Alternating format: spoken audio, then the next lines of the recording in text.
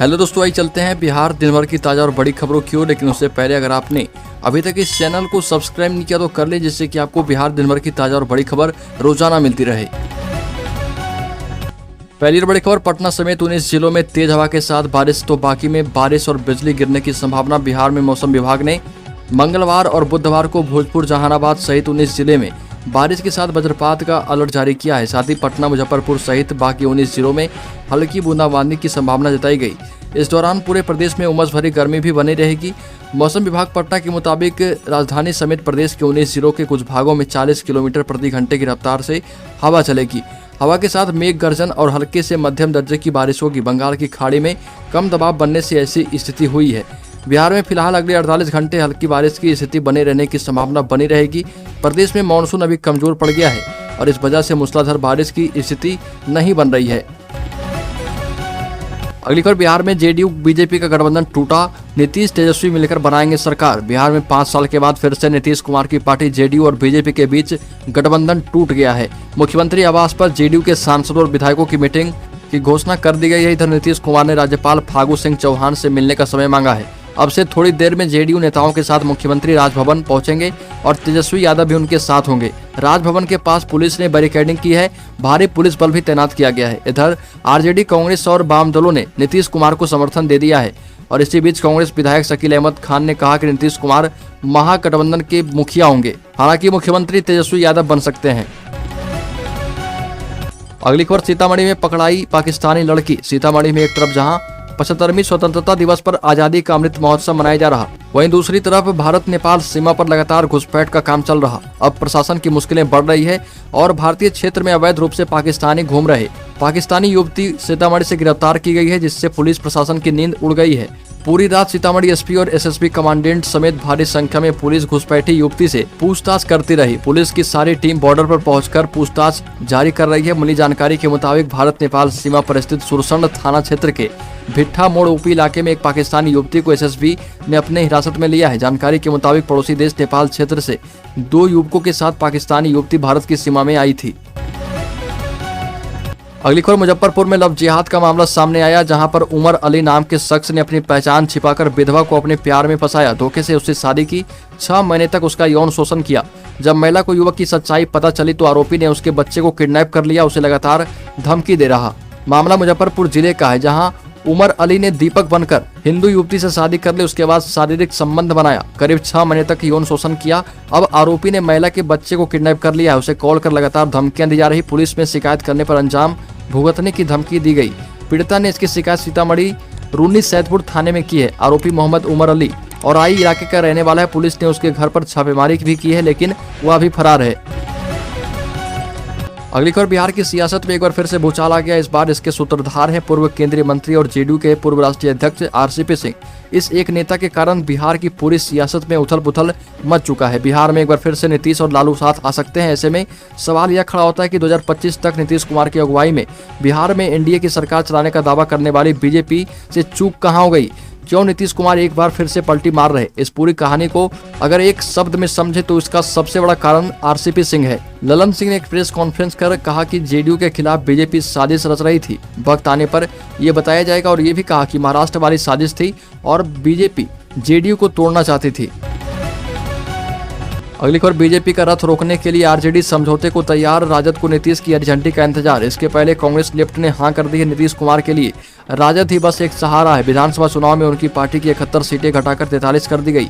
चिराग पासवान ने खुद को नरेंद्र मोदी का अनुमान कह कर यह खेल कर दिया। दूसरा खेल आरसीपी सिंह करने वाले थे। जदयू के 8 विधायकों पर नजर थी। भाजपा ने नीतीश कुमार को कम सीटों के बावजूद मंत्री जरूर बनाया, लेकिन वो लगातार आगे बढ़ने में, खुद को मजबूत करने में लगी रही। भाजपा के रथ को रोकने के लिए अब नीतीश कुमार के पास राजद का सहारा लेने के अलावा कोई विकल्प मौजूद नहीं है। नीतीश कुमार ने 2013 में भाजपा के सभी मंत्रियों को बर्खास्त कर और 2017 में त्यागपत्र देकर भाजपा का रथ रोका था, लेकिन जब राजद का दबाव बढ़ा तो नीतीश कुमार ने आरजेडी का भी त्याग कर दिया था। अब महागठबंधन के सामने सबसे बड़ा एजेंडा यह है कि किसी भी तरह से भाजपा को बिहार से हटाया जाए, ताकि इसका असर 2024 के लोकसभा चुनाव पर भी पड़े। अगली खबर, मुजफ्फरपुर में मुहर्रम को लेकर 361 मजिस्ट्रेट और 500 पुलिस जवान तैनात किए गए। मुजफ्फरपुर में मुहर्रम पर्व को लेकर जिला प्रशासन की चाक चौबंद व्यवस्था है। डीएम जिला प्रणब कुमार एवं एसएसपी जयकांत के द्वारा सुरक्षा व्यवस्था के मद्देनजर ये व्यवस्था की गई है। अगली खबर, बिहार लोक सेवा आयोग यानी कि बीपीएससी में 31वें न्यायिक सेवा प्रतियोगी परीक्षा के लिए इंटरव्यू तिथि की घोषणा कर दी गई है। आपको बता दें कि जो भी अभ्यर्थी इस परीक्षा में सफल हुए थे वह बीपीएससी के आधिकारिक वेबसाइट bpsc.bihar.nic.in पर जाकर अपने शेड्यूल को चेक कर सकते हैं। मुख्य परीक्षा का आयोजन 24 जुलाई से लेकर 28 जुलाई 2021 तक कोरोना सुरक्षा के तहत किया गया था। 22 अगस्त से 3 सितंबर 2022 तक इंटरव्यू का आयोजन शुरू किया जाएगा।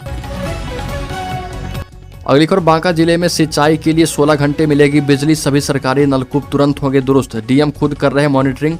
बांका में सुखाड़ से निपटने के लिए बांका जिला प्रशासन किसानों को हर संभव मदद मुहैया करवा रही है। सिंचाई के लिए 16 घंटे तक बिजली उपलब्ध करवाई जा रही है। साथ ही जो भी सरकारी नलकूप खराब पड़े हैं उसे भी शीघ्र दुरुस्त करने का निर्देश दिया गया है। जिलाधिकारी ने सुखाड़ से निपटने के लिए जिला स्तरीय अधिकारियों की बैठक बुलाई थी। बैठक में बांका डीएम ने निर्देश दिया कि किसानों को हर संभव मदद उपलब्ध करवाई जाए। पहले उनकी समस्याओं का समाधान प्रखंड स्तर पर करने का प्रयास किया जाए। इसके बाद भी अगर कोई परेशानी हो तो जिला स्तर के अधिकारियों को तुरंत अवगत करवाएं। जिलाधिकारी ने अभियंताओं और कृषि समन्वयक से धान की रोपाई आदि के बारे में विस्तार से जानकारी ली।